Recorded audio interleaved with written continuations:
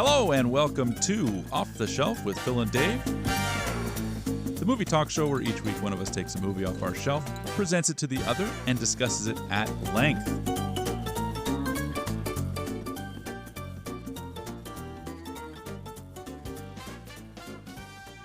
This week we've got coming off of my shelf, 1993's Dave, an ode to a co-host. You're right. We've got it here, directed by Ivan Reitman, written by Gary Ross, starring Kevin Kline, Sigourney Weaver, and a cast of a lot of names that turned out to be names that maybe not be names yet at this juncture in 1993. Maybe, yes. David, welcome back to the couch. Thank How are you you. doing this week? I'm pretty good. Fantastic. Yeah. And what are your initial thoughts on the movie? And have you a history with it? Valid questions, Philip. If you had told me Bill Pullman was in this movie, Oh, Jesus. He's just any president, just put Pullman up there. I would have called you a liar. Okay. Calvin Klein is not a guy that gets... Kevin Kline? You didn't let me finish. Oh, I'm You sorry. didn't let me finish. Calvin Klein is not a guy that'll get me to the theater. Gotcha. Kevin Kline is also a guy who will not get me into the theater. I haven't seen a theatrical movie in about 4 years, so... That's not true. I know. Moana 2, buddy. Moana 2. Which was a fine film. Check it out. It's available on VHS now. It's part of your Disney collection. Absolutely, from the Those vault. big, thick boxes. Yep. So the fact that he doesn't draw me in, Yeah. I had not seen this movie, and I really don't like the title. Oh, really? And I'm going to tell you why. Please. 1993, I'm on the up. Okay. Things are going well for me. All right. I had a lot of potential. I had a lot of talent, 93. I was right in the middle of my screenplay, story of my troubled childhood. Mm-hmm. And I titled it Dave. This movie comes out. It's over. I abandoned it. Yeah. That was it. The I decline began then. never recovered. Wow. Sure, I could have called it David, but I don't think it would have had the emotional punch. It's like Dave. Yeah. So I got into drugs. Okay. And so this movie kind of ruined my life. Wow. I feel bad about bringing it off, but This is going to be therapeutic. We're going to go through it. I'm mostly joking. mostly. I have been working on something for a very long time, but it's not titled Dave. You could throw an exclamation mark. Maybe it's Dave, Dave, yeah. right? Maybe that. Or a question mark. Or Dave? Dave? Is that totally? You got options. Just you don't change that punctuation.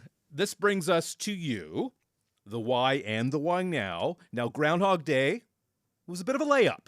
Yeah, sure. February Spoke 2nd. for itself, really. Your last 4 movies, 3 of them have included the president. Yeah. I don't know. What's going on here? But give me some specifics about this one. The situation is I am desperate to see good politics in action, Okay. even if I have to go to a movie from 30 plus years ago to find it. Wow. Yeah.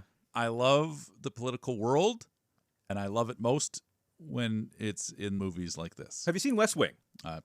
Favorite show? Thank you for asking. Of course. I like House of Cards. Like it doesn't always have to be positive. Yeah. Interesting. It is endlessly interesting to me. And I like it when it's light and fluffy, particularly when you're dealing with murderers on the street. So I'm looking for a little leadership here. Mm-hmm. And I have to tell you, we watched a few movies over the course of the podcast, but more specifically, my last pick, there were 2 Phils in it. And I Yeah. felt a little guilty that there was Phil Collins, Phil Connors. You did the soundtrack. Phil yeah. Collins, Phil Connors, and Punxsutawney Phil. And I thought, you know Okay. what? I'm going to throw my co-host Oh, what a guy. and good buddy a little breadcrumb. I So, appreciate it. Dave, this one's for you. Is it? Well, I didn't Is know. it? I hadn't known that it ruined your life Well, before. maybe to, talk to I me. guess we're not as close as I I guess thought. not. There's a lot you don't know. A lot to uncover here. But that's why. And I kind of thought a little bit of connective tissue, if you will. Ivan Reitman is a comedic director. He directed Ghostbusters most specifically. All right. Available in the archives. And that was written by Harold Ramis. So it's kind of in that same sphere. And it's a nice little, I think, a little bookend to The American President, which came in a couple of years later. So I accept that. great. I accept those terms. You kind of have to. Yeah, When I you're don't here have on the much of a couch, we're gonna do choice. You do need to understand, though, by bringing out The American President, Mm-hmm. which I believe I went on record saying was your best movie in 5 years. What's funny is that I think you said of Groundhog Day, It was the best movie in 5 years. That was the best movie of 2026. Okay, That's gotcha. how it's going to sound. Okay. Any listeners? But anyway, yes. So, okay, a couple of bangers you've already jumped on board with. Yeah. What I'm saying is shoes. Oh. These are size 12s. I don't know if Dave is wearing size 12 shoes.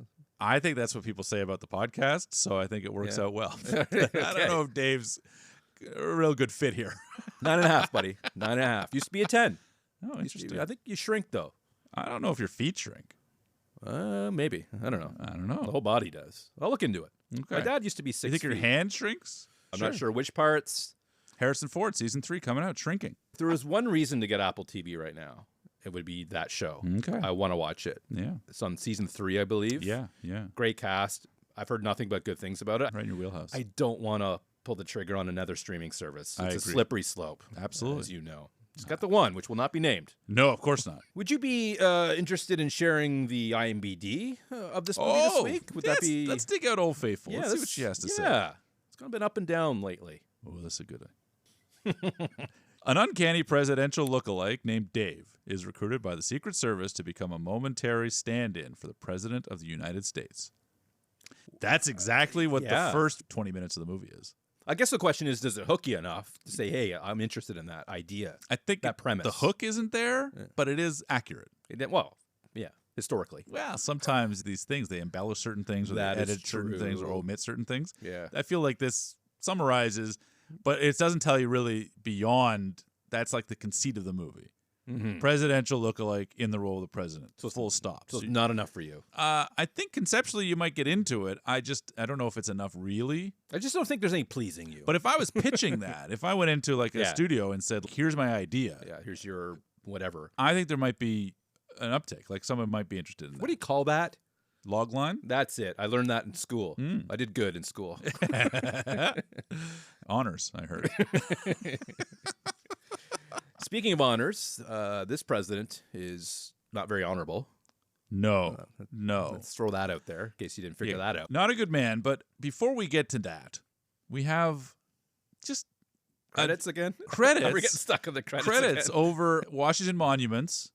It's pretty. And it shocks me as we're watching this. There was such a hullabaloo, if you recall, in 2001 onward, when the trailer for Spider-Man, the original Sam Raimi I Spider-Man, see where you're going with this. had the two towers, couldn't show it. Twin Towers. Two Towers is a Lord of the Rings There movie. you go. Just, Twin Towers. Later, Made in Manhattan was a movie that had it omitted from the poster and the movie itself. And there was all these sort of rushing to remove the iconography from the skyline in that contemporary setting. But when you go back and watch something from the 70s, 80s, 90s in New York, it always sort of highlights that thing.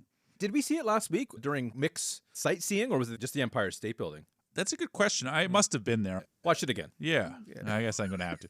My concern when I'm watching these movies at this time, American President in this one, is that the Orange Demon, he Yeah, that works. has demolished the east wing of the White House. And so the imagery that is in all of these helicopter shots, the stock footage of U.S. Capitol and monuments and all throughout, it's going to be of a bygone era.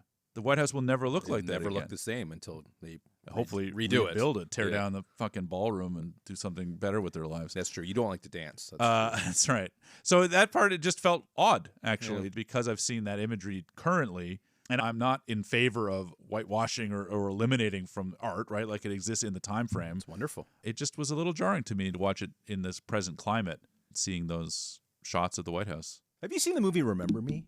I forgot. The reason I bring it up, because I don't know if it'll ever come off. Probably. It might. Never I heard don't of know. It's a Pattinson. Okay. Robert. I watched the whole movie. I think it's sort of like a romance, I think, but Okay. but a serious, like 500 Days, like serious kind of romance. Okay. Like it's not all like, Not puppy dogs and ice cream. yeah. And that's what happens at the end, is the two towers come down. Huh. And I had no idea. Like they put that at the end of the movie. I did not expect that to play into the film. Okay. It really threw me off. I'm like, oh, It's happening. It's this movie set in New York at that time frame. It just didn't Yeah. register, and then all of a sudden it happens. I'm Wow. like, yeah. Interesting. Never heard of changes. it. Maybe it'll come off. No, I remember liking it. We don't do enough Pattinson. Well, we've done the Batman. The Batman. Yeah. Yeah. That's it. Tenet. We did Tenet as did well. Tenet. We But- don't have enough ladies listening. We might have to do Twilight. We might. I don't know if We I'm need to ready draw for them that. in. I don't know if I'm ready for that. Are you Team Ed? I don't know who that is. I don't know if it's Ed. I think it's Ed. I don't know. Who cares? What I care about is Laura Linney. Laura Linney. Young in this. She's very young. We saw her in Love Actually, 2003, 4 era. So it's 10 years earlier. She's very young. And not very discreet. No. It's kind of my first note. It bothered me. It's her character, it seems, because in Love Actually, everybody knew that she was in love with Carl, too. I know. She plays it well, I guess. She just is exuding a certain level of thirstiness. Yeah. I just think in this atmosphere, you want to be a little bit more, unless you're Bill Clinton. This is post-Clinton, though, so, I mean, there is precedent, if you will. I guess I don't know how that went down. I know she went down. Yeah. She could look her. I want Bill's side of this. All right. Oh, man. Yeah. If I had to choose. Sure. I don't have to, luckily, choose sides in this. But what are your thoughts in the first, we're past the credits. We got your shots of the Capitol. Yep. And we're inside the White House. Yeah, we've established in these very early scenes that the president and the first lady don't really like each other. They're faking it. That's true. And Laura Linney, as you described, is kind of the reason why. She's not faking it. Well, maybe. We don't know about that. So we established pretty quickly, this is the first 8 minutes in the movie. I think it flows great. She's obviously not a factor. The character matters in the context of the story. But Laura Linney in this movie is not Laura Linney. No, so she's just starting out. Yeah, some blonde on the desk and on the floor. And Let's get her feet wet in Hollywood. Totally. But I think she's great. I always really liked her, and she's very pretty in this. I think she's just in general very cute. And I like that Sigourney Weaver is removed a little bit from the Alien vibe, which, as you know, I've seen most recently Alien and Aliens. Yeah, she's the theatrical. She's the lead in that. No doubt about that. Totally. And then she's obviously in Ghostbusters and Ghostbusters 2. So she and Reitman have a relationship. Ooh, that's right, yeah. But it's nice to see her play more humor because she's kind of the straight person in Ghostbusters, shaking her head, questioning like Venkman is sort of. Yeah, I think she had some issues in Ghostbusters. Yeah, she was possessed. She went through some stuff. So those are all really nice introductions to the characters that we're setting up the rest of the movie with. Mm-hmm. And they establish, again, very early on that the president needs a lookalike for this upcoming event. Yeah. And we get to meet Dave. Dave. And Stephen Root. I can never have enough Stephen Root. Absolutely. I love that guy, particularly in Surviving Christmas. I know you were such a fan of his in that. I imagine I was. I don't remember, but he's great in everything. Barry. Yeah, sure. Season 7 of The West Wing. He's all over that, too. So there you go. Obviously, he has nothing to do here. But it's funny to watch because this is right before News Radio. I think that opened in 94 or something like that. Yeah, around there. Great show. It's just really cool to watch this movie not knowing anything about anybody in it at the time. Mm-hmm. And seeing how so much of this cast just went on to not only like something, but pretty big things. Pretty big careers. It's kind of exciting. One of the things I love about going to this era sure. Is that. It's a little bit more than we had Nancy recently. She was great in 93. Nancy? But 3 or 4 people went on to have absolutely strong careers. A lot of Frasier in here. Anna Devere Smith is in this, also in The American President, but she pops up all over West Wing. Again, Laura Linney, Ving Rhames. Bulldog is in this. That's right. That's right. I missed him the first time. I have a note, I'm sure. Frank Langella, who's just great in everything. Kevin Dunn, just a nice face again. Which I thought was Stephen Root. I get them a little bit confused sometimes. You are confused. Generally speaking, a bit of a lookalike, if you will. And my other lookalike to Kevin Kline, let me ask you this, if you see it at all. Okay. Brent Spiner. Not even a little bit. Oh come on. Gosh. Give me just a little, when he smirks, there's a little Brent there. Questionable. All right. I can't give it Okay, that's fine. I know it's a stretch, but I had to ask. Again, it's in the script. I got this kid working on this. He's a Trekkie, okay? All right. That's why I hired him, actually. Yeah, makes sense. Another face that comes up right around now, did you notice the Secret Service, when they go to Dave's apartment, we've got Ving Rhames. Yeah. Do you know who the other guy is? No idea. No, I watched it the second time. I looked at him. I don't know who you are. He is the man that had his nose bit off by the Penguin in Batman Returns. Really? Yeah. He survived. He's good. Did you have to look that up? No, I knew him as that. I couldn't tell you his name because I didn't look it up. And that was 92. That's what I'm saying. So he's all good. He's now. hot right now. Yeah, he's boiling. Anyway, so I remember. Good for you. You're not very good at that, so I was pleased that I finally managed to. I applaud it. To do it. But yeah, so this is it. They're trying to convince him it's one-off, easy peasy. Yeah. Do you believe that? that's a thing in real life. Yeah. I doubt it. Okay. Because to find someone that looks that much like the Dorito Demon, Yes. I'm upping it to Yeah, that. upping it in respect. I don't think it is. I mean, the fact that they're asking you to buy into it tells me this is probably not a thing.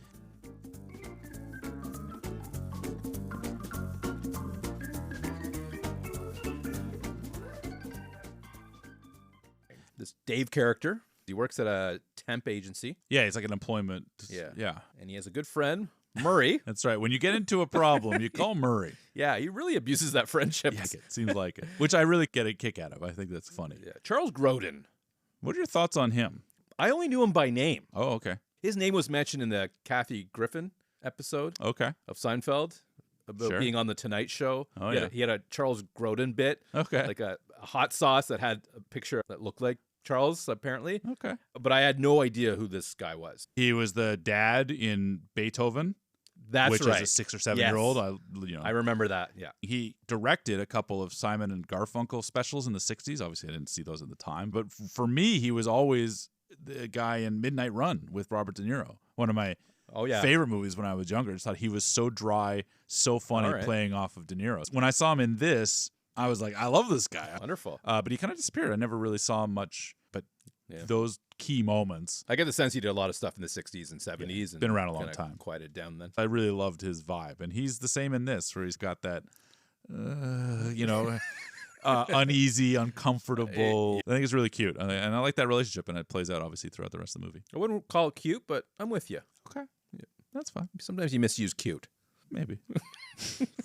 Too cute by half, someone said. But as cute as Dave's grin.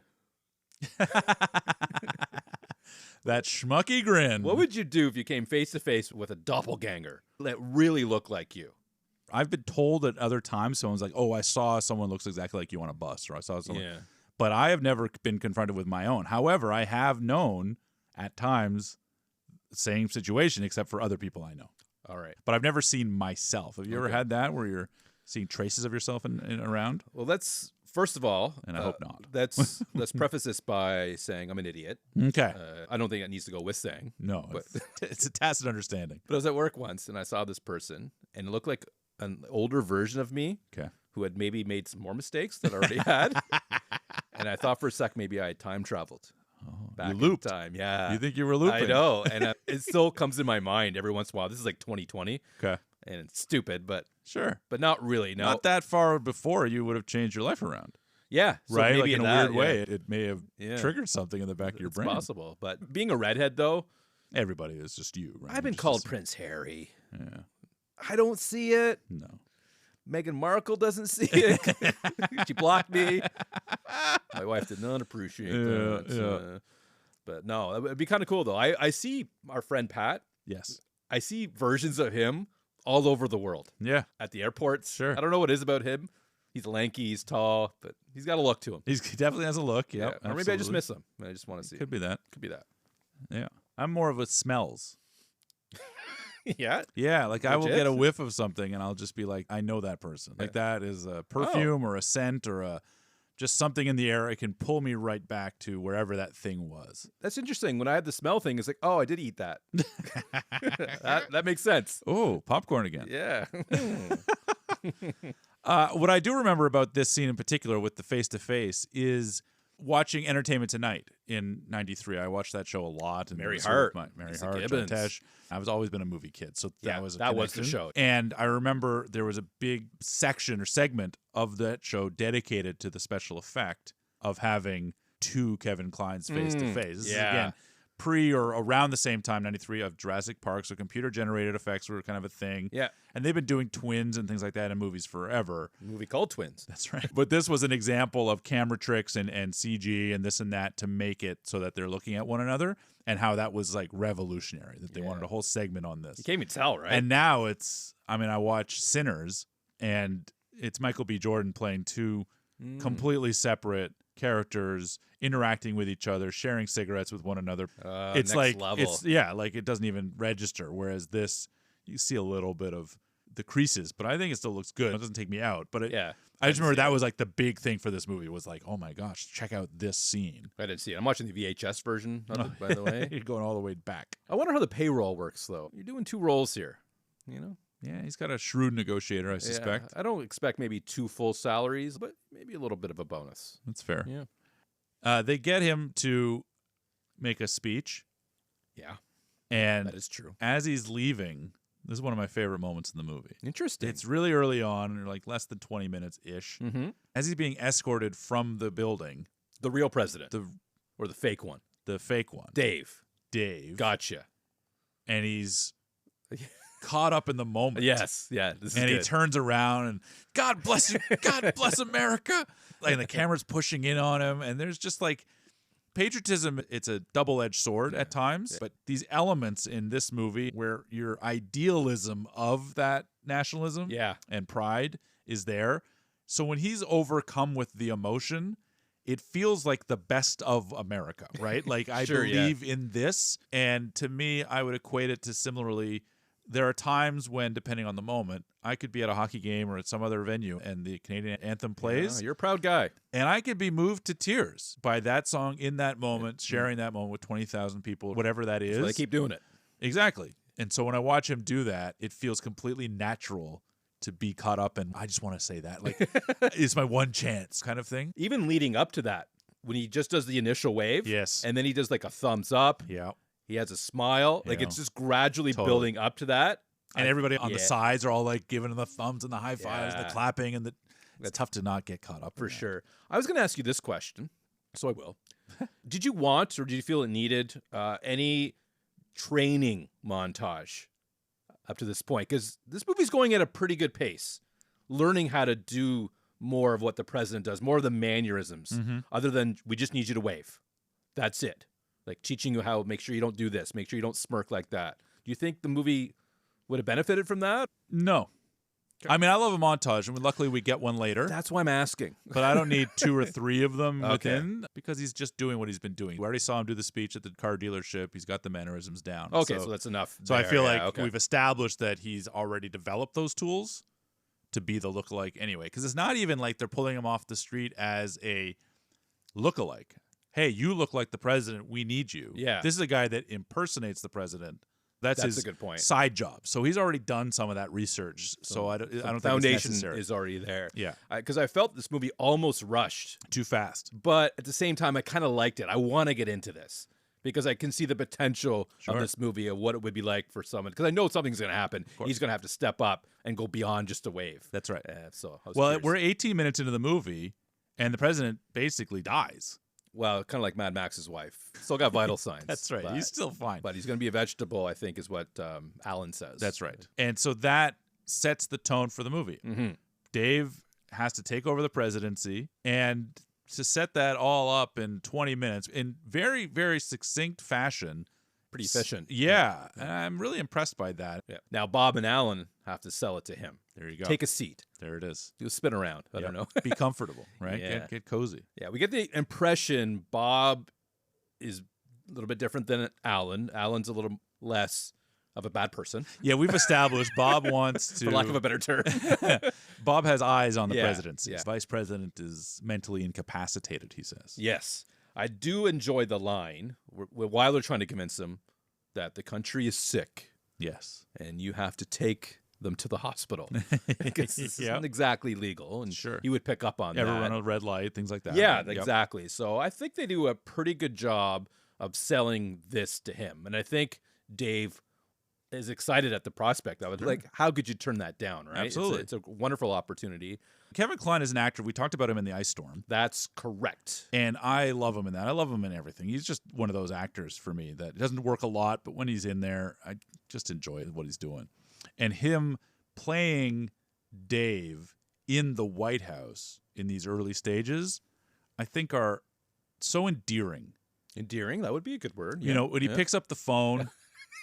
It's just nothing. Thank you. Yeah, there's some subtle humor in this that I enjoy. Totally. Yeah. And then also the fear and the awe, right? I'm in the West Wing. I'm in the residency. I'm looking around these presidents, Nixon and Kennedy and Lincoln. The big ones. Yeah. Maybe not Nixon, but right? Like, but these are the icons of the past. Yeah. The foundations and cornerstones of the country, and he's standing in the room. He's just Dave down the road doing this thing. So I thought he conveys that incredibly well. Having him play two different characters, I kind of forget that is the same person as an actor. Yeah. That's a win, I think, if you can do that. I agree. He's really, really good.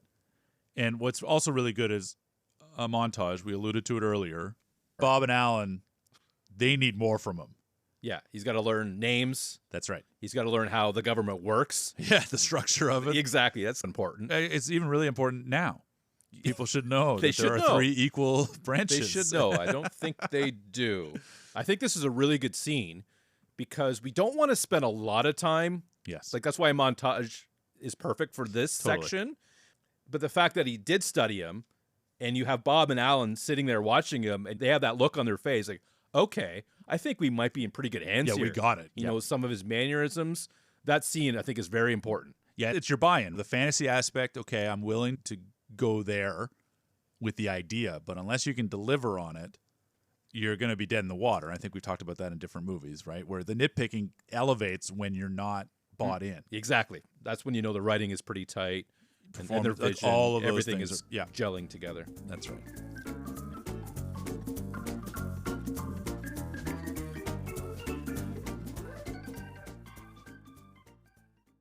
So I got my montage. Well, You get one too. I guess. Thank you. I'm giving I it to you. suppose. Tell me about this one. I don't mind them either. This one, I think, necessary so we don't slow down the movie too much. Yep. We have him kissing babies, the Chinese delicacy. By Delegation, I think. a delegation. Yeah. Yeah. Has all the bigger things going The on. stately things, the Exactly. presidential thing. Seems to be handling it relatively well. Yep. We have him in the arm machine. That's right. Also a bit of a callback to Aliens, where Ripley think as so? Sigourney Weaver is in a machine like that and ends up like a I vault haven't loader. seen it. Yeah. Spoil it for Pretty me. iconic imagery from that movie, so it always made me chuckle that she's off to the side as he's doing this thing. And then we have Jay Leno, who's infamous for showing up. Very 93. He seems to be the guy. Yeah. You have options, but he seems to do the job in these movies. And you have Arnold, Schwarzenegger. yeah, showing up as himself. Yep. Big in 93. Yeah, he was probably on the presidential health kick, right? That was the whole thing. Yeah, there you go. No donuts, he says. The first pitch, How cool is that? I don't know if it was a sinker or what pitch it was, but I am struck by how, again, I don't like baseball, I know.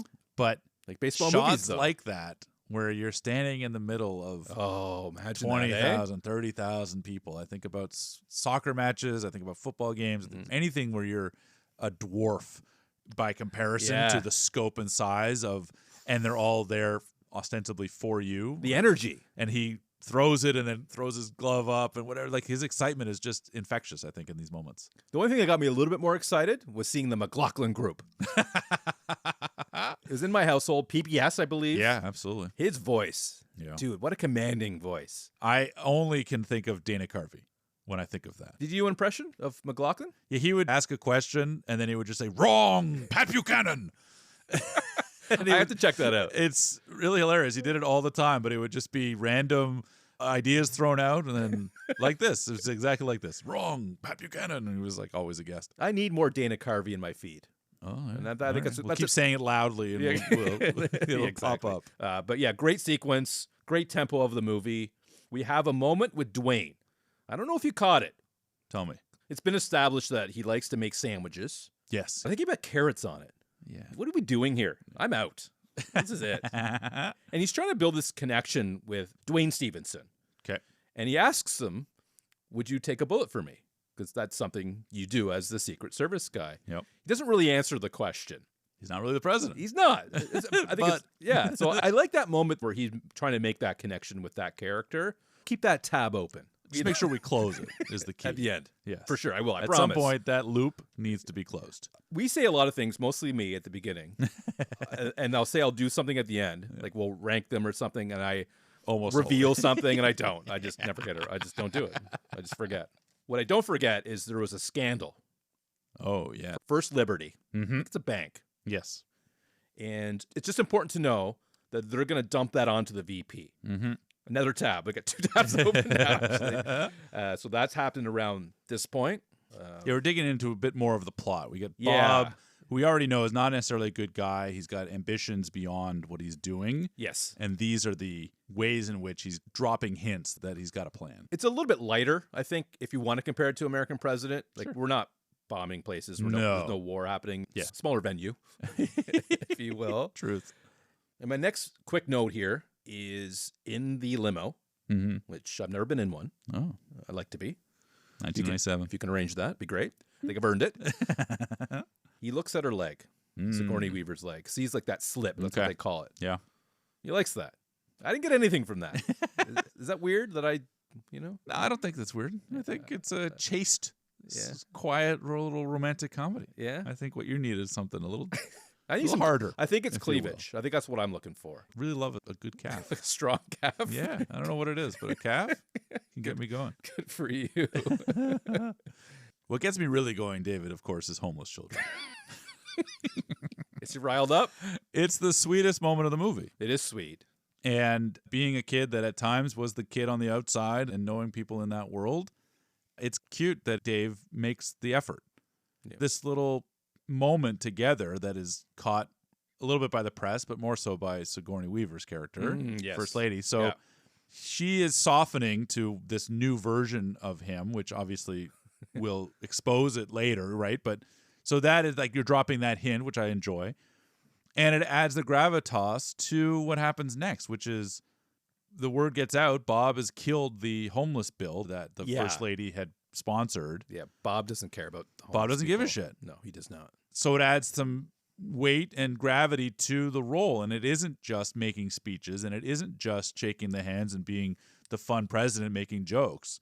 This ratchets up the plot, and it takes to the next level. This is, again, just really solid writing. I promised myself I wouldn't make a lot of comparisons to American President. Yeah, sure. I don't think I have. No, you stood tall here. Here's one. They kill Annette Bening's Bill. That's right. And they have a conversation. And I don't think this reaches that. I think everything in American President is designed to be a little more intense. Yeah. This is meant to be a little bit lighter with some serious moments like this one is good. Yeah. I'm not comparing it, but no, that's fair. But enough to bring it up. I think this is more pitched as comedy, and I think American President is a dramedy, if you will. There's a little bit more depth, I think. You're definitely correct in that. That's right. But Bob gives him a way out, much like Andrew Shepard did in The American President.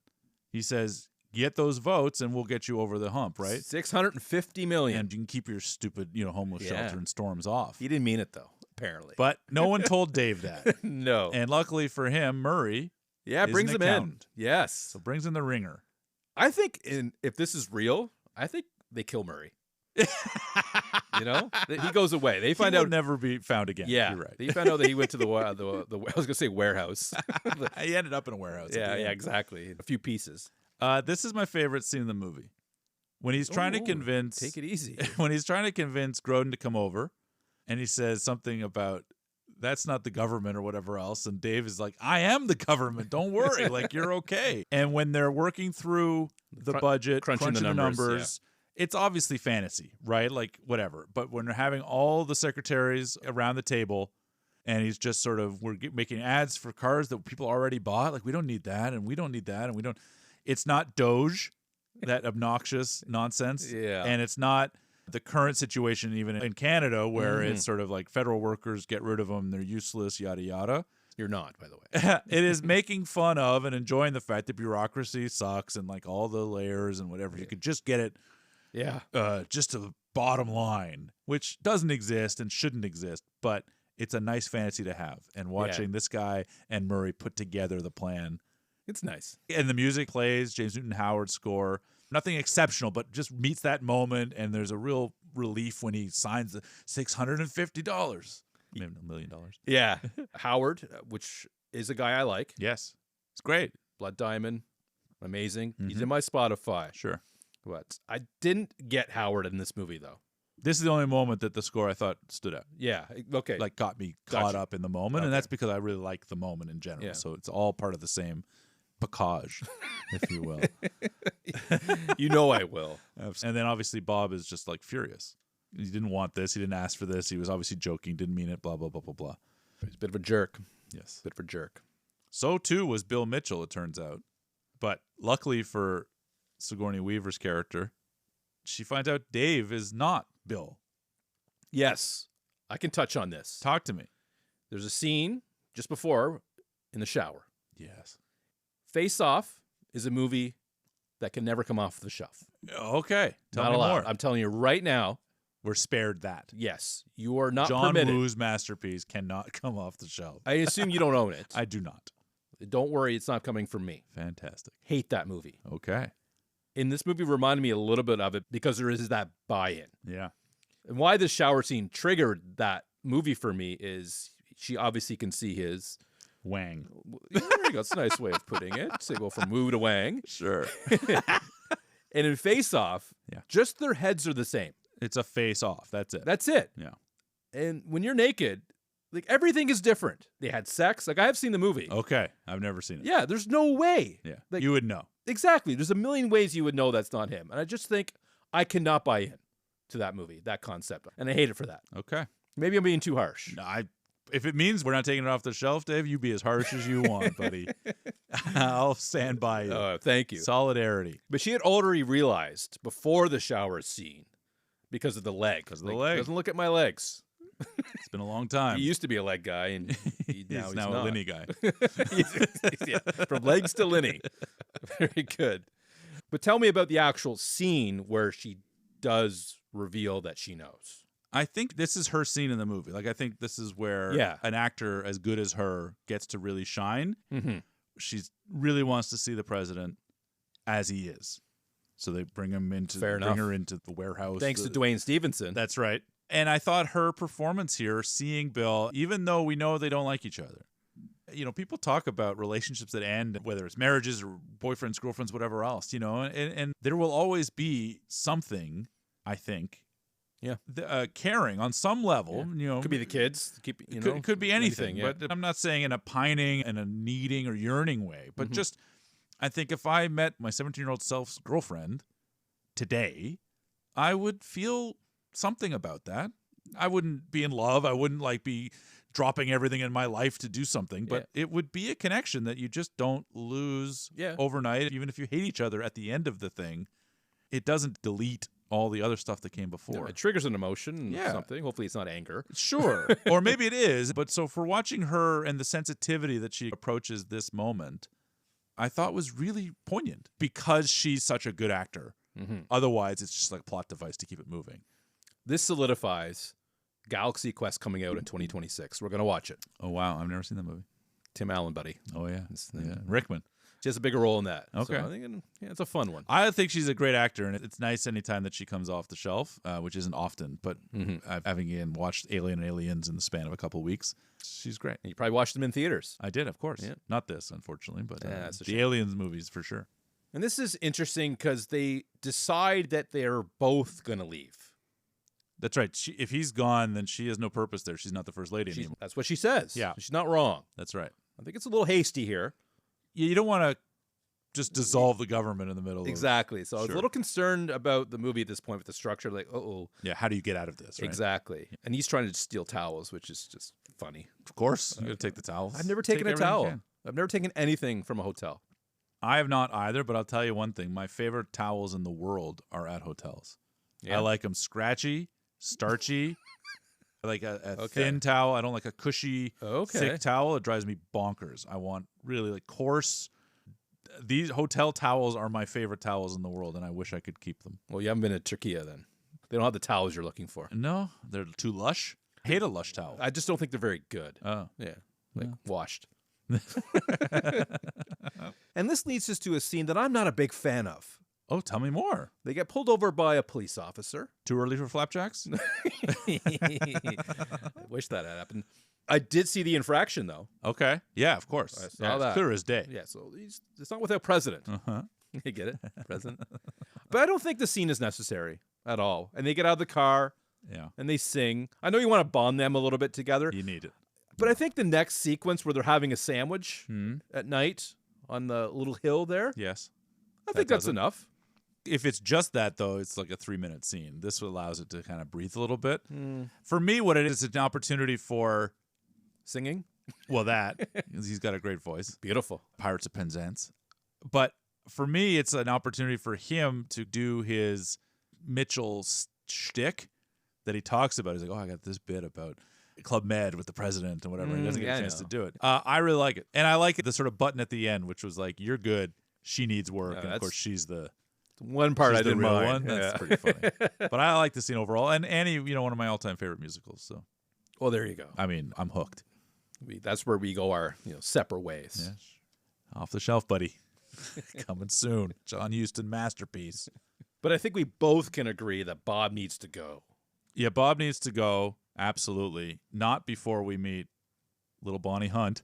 Bonnie Hunt. And we're walking, and we're walking, and we're walking. Oh, yeah. And that's who she sees Bob. Yeah.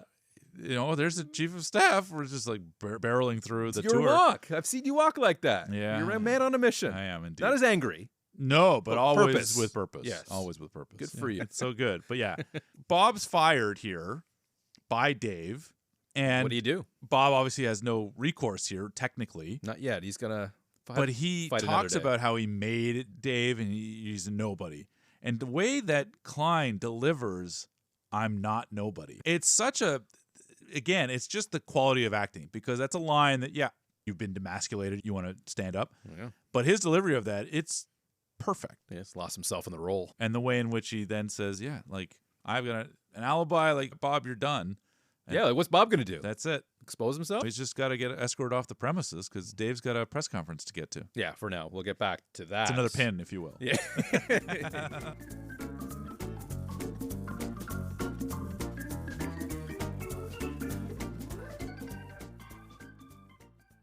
The Jobs for America speech. Yes. It's not great. Okay. I didn't love it. Wow. Tell me more. It's not a bad speech. I just don't think he's coming strong enough in the first little bit. It's only the first couple minutes of the speech. Yeah. It picks up and it gets better as we get to the end. It just didn't knock my socks off, I guess. There's nothing really wrong with it. Sure. The scene didn't it didn't leave me breathless. Do you think part of it has to do with you being unemployed and enjoying it? I did write down, when I get a new job, I feel dread. I don't feel like flying. So maybe that is it. It might be part of it. It's it. I heard this speech, and having gone through some trials and tribulation over the years since COVID. Yeah, you felt it. There is that feeling of, and this is, I think, ubiquitous in the people that think that everybody in the world or everybody in the country wants to milk the welfare system and coast and EI and just, milk it. My first job when I was 15, I was ecstatic to have a job. And then at 19, when I started at the video store, I was ecstatic to get that job. I get movies in my life every day of the week. Mm-hmm.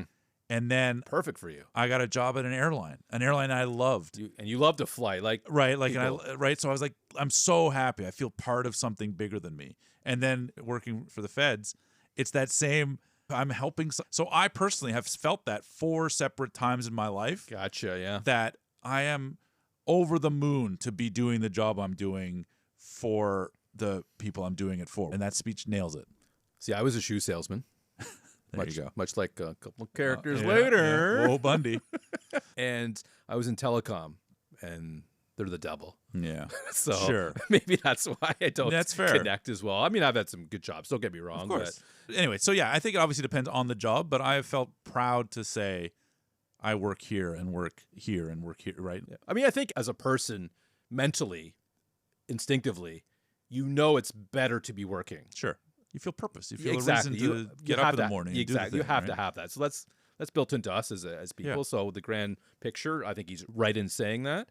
Yeah, if the speech doesn't deliver, that's one thing. But I think the core of the message, I think, is still absolutely resonates. Now, certain senators may not agree. No. Because now we got a quick little montage. Yeah. A little one. Yeah. These are real people. Yeah. Okay. But really, it was Oliver Stone that stood out to me. Oh, yeah? This is just after JFK. Oh, yeah. So he's peddling his conspiracy thing. Everyone, that was sort of his shtick at the time was, oh, yeah, you noticed Stone, another conspiracy. So having him here is kind of cheeky and fun. Yeah, Larry King. Of course. He has to make his appearance, of course. He's around. McLaughlin Group once again pops up. Always gets me excited. But there's something else that gets me very excited. Tell me. In this moment. I can tell. I have no idea who the vice president is. They've alluded to him throughout the whole movie. Yeah. No recollection. Yeah, No no thought. idea. It's revealed that it's Sir Ben Kingsley. Yes. Cosmo himself. I did not even see his name in the opening credits the first time.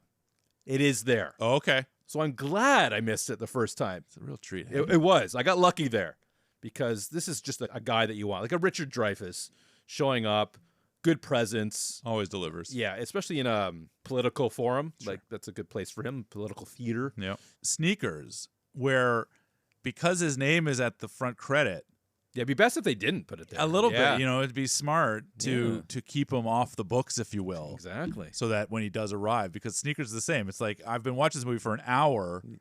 It's gotta be him. Who could it be but him, right? And it feels like a little bit here where it's like, okay, we're an hour in. Where's the vice? Oh, well. Yeah, you get so excited seeing him on the screen, Totally. You can maybe ignore that his accent work isn't great. Yeah. According to you. That's right. Well, certainly not in that. No, this is fine. Absolutely. And he's great. Yeah, we kind of established that he's a good guy, right? He's been maligned through Bob and, trying to paint a picture of him. And here he's being friendly. I can't believe you put this on me. Sets himself up as a decent human being. Yeah. All he has left is his integrity. That's right. And similar to the homeless bill, yes, Dave's going to take care of it. Yeah, he's got an idea. Yeah, he's got something brewing. He's got a couple tabs open himself. Yes, exactly. This is the point where Jay Leno makes a couple cracks. Yes. He's incorrigible. Yeah. Luckily, Kingsley likes the program. Yes. That gets dropped here as well, the jobs program. Yep. So that's important for Dave to know, I think. That's right. Yeah. It establishes that it's going to be in good hands, right? Once the plan goes into effect. I think this is where they find out he was a shoe salesman. Yes. They have a nice tete-a-tete, I think, to use your words. That's right. Because he needs to find out that he's a good guy. Mm-hmm.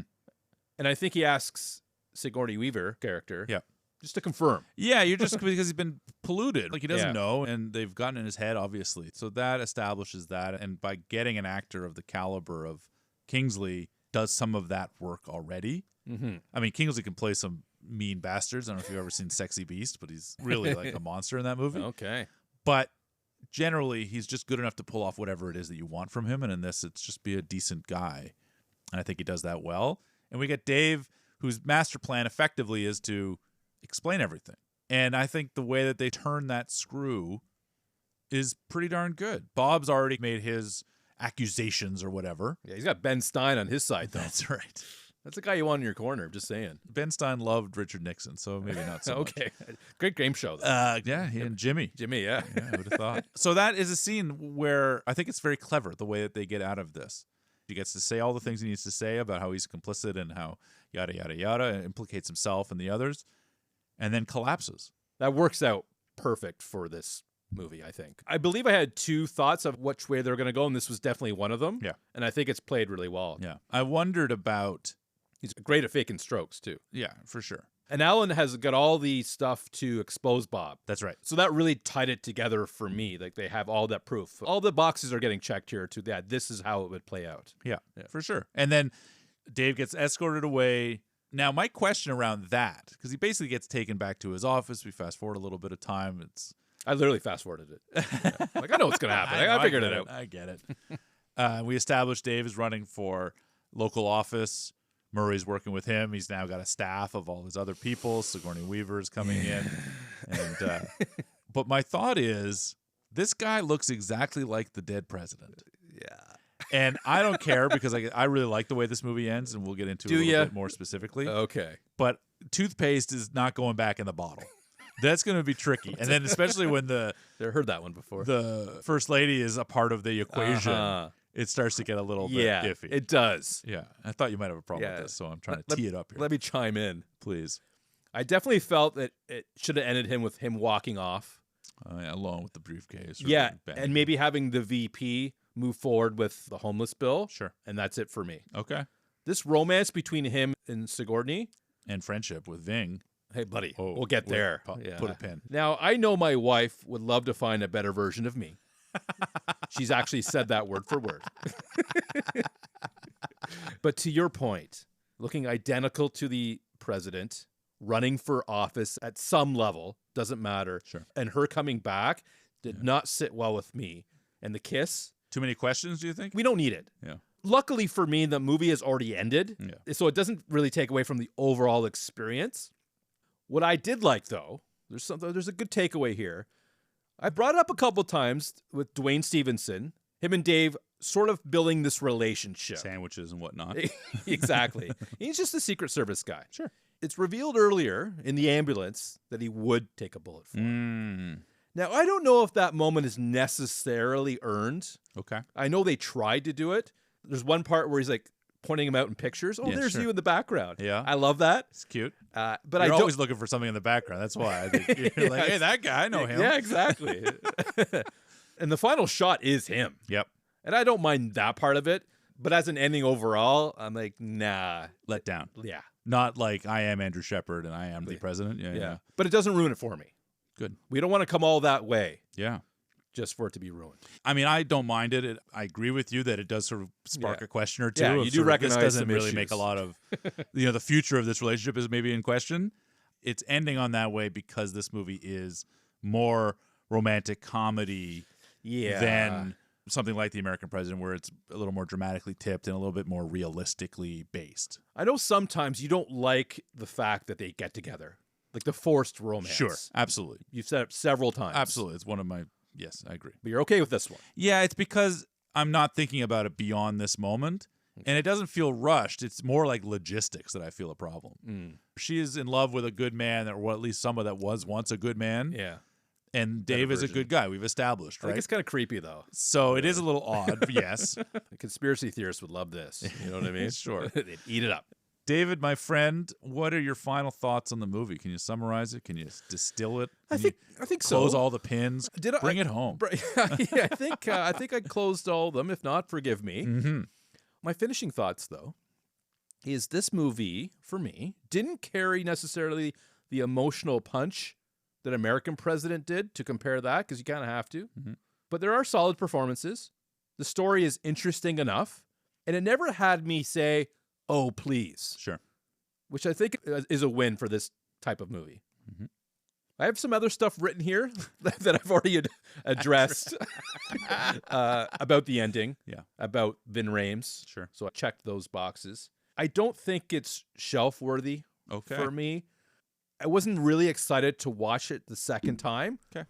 Did this movie gain any esteem for you? Is it better than your original watch? I didn't ask you at the beginning, like how many times you've gone back to the well on this movie. How are you feeling now, Phil? I haven't watched it a lot. I remember really, really liking it in 93.4 or whenever it came out on video. But I haven't probably seen it in 20 years. Okay. You're not going to go back to it every month. No. And what I remember most about it, or what I discovered most about it in this rewatch, is it was a lot less funny than I remembered it. Okay. It wasn't incredibly hilarious. No, and I think when in 93.4, I thought it was funny. Like I really laughed a lot as my memory. So it didn't live up to that standard, let's say. And I agree with you that the American President took the oxygen in the room. I was going to say the wind out of the sails. Wind out of the sails a little bit, only in a comparative sense. So if you strip that away, what this movie is doing is something completely different than what the American President is doing. And That's true. And so it is unfair to this to compare it. That's why I try not to. No, and I respect it. It has to be for the purpose of this show or this conversation because we did it so recently. But I think it does this movie a disservice, and it pales a little bit in comparison. I thought the romance piece works well enough. Okay. And I thought that the government/politics side, though not as front-bearing as the American President. See what I'm saying? It's hard not to compare. I think does that very well, in as much as it conveys the scope and the size of it and the awe of it at a time when, honestly, it's been so diminished and demoralized and stripped of any dignity over the last few years. So watching this and watching a layperson like Dave Kovic. Another nice break, right? That's it. Be in awe of the office rather than just manipulating the office and this and that. That felt hitting a sweet spot in these last few months. So I was happy to revisit it. I own the movie. It's not coming off the shelf necessarily. I haven't brought anything to replace it. That's right. Okay. But it is something that I probably will take a while to watch again. There are more funny movies. There are better romance, and there's better political movies. Yeah, just everything just a little bit better in each of its categories. I just think if I'm looking for a particular craving, this one might not fill it. Well, that's very honest. Respect that. Yeah, that's what you get here this week and every week here on Off the Shelf with Phil and Dave. You can join us every week on your podcatcher of choice. Of course, you can subscribe so you never miss an episode. Join us on the Facebook and Instagram pages. And more than anything, really share the podcast with any doppelgangers you see in and around. If they look like you or anyone else you know, just tell them, give us a listen. We'd appreciate it. If they look just human. That's right. If you know a Bob or an Alan. There you go. Or a Dave. Yeah. Tell them to listen. That's really where you're going to appreciate get it. That's There going to it is. work. There it is. Talk to you next week.